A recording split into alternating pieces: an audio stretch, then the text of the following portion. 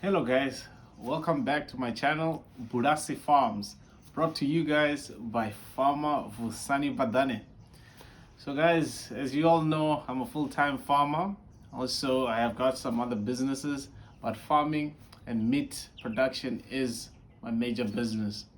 So what I wanted to talk to you guys about today is layers versus broilers. Why you want to keep either layers and why you'd want to keep either broilers, or you do both and keep them together like what I do on my farm. But it's good to know the difference between the two. So let's start off from the beginning. What is a broiler and what is a layer? Because I know I'm talking to a lot of people that mostly want to go into farming. They are not into farming yet. So I don't want to confuse you guys.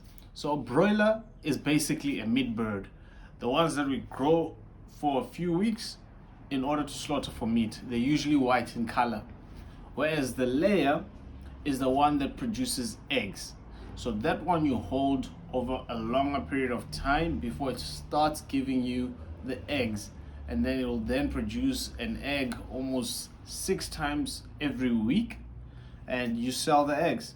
So those are your different birds that I'm referring to, and I mentioned broilers versus layers. Now let's talk about the management of both of these systems. So let's start off with layers. So basically layers you're using for egg production. They start laying eggs between 18 to 20 weeks, and then they will be productive or at their highest productivity for at least 18 months after they started laying. From then they'll start declining in terms of their productivity. So you have a choice then to whether to buy them as day olds and feed them for that period of 18 to 20 weeks before they start laying, or you buy them at a later stage and feed them for the shorter term. Like what I did, I bought them at 10 weeks, I kept them for 8 weeks, and I fed them until they started laying eggs. Or you can buy them already laying. At that point, they're called point of lays.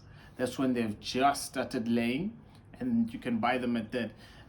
The thing is, you have to just look into the pricing and how much you're willing to pay for that. And how you manage the layers is basically, I've got a free range system on my farm. So I'm not keeping them in cages. There's people that do keep them in cages, but because of, well, I love farming, and I'm not doing it just for profits. I'm also doing it for the well-being of my animals. So I don't put them in cages. So they are fully free range.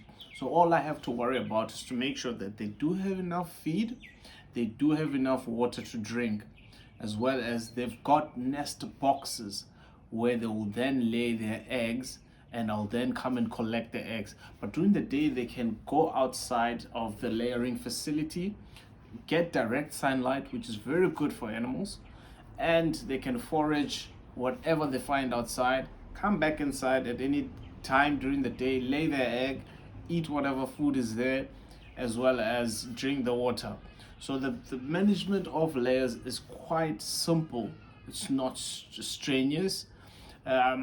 Whereas opposed to broilers, that's a more different management system.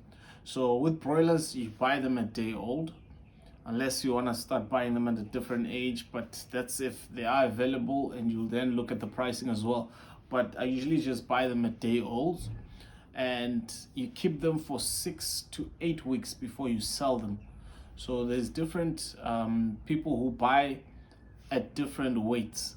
So you'll then look at that in terms of how long you want to have them on your farm.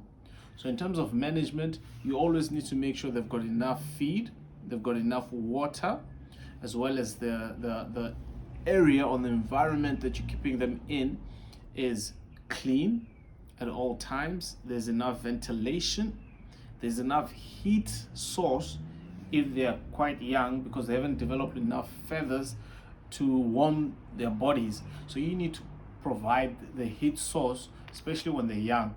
So when they're young, we usually keep them in a brooder where it's more small and compact, and they can then have the heat lamps in the brooder, and it's much warmer that way. and the older they get, that's more we give them more space to then, you know, have enough space, because they grow very big very fast. And with both, you also need to look into the vaccination schedules. You need to make sure you're vaccinating them enough and at the right times. So yeah, guys, I know that's a lot of information that I've given you guys today, but I want to make sure that once you have that decision to go into poultry, you have a full understanding as to how broilers are managed and how layers are managed. And another thing I had forgotten is that your layers are your females, because they're laying the eggs. And if there was a male or a rooster, those eggs will then be fertilized.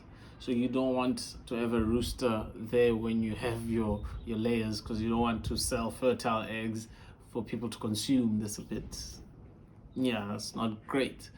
And then whereas with your broilers can be both male and females, and the males grow bigger than the females.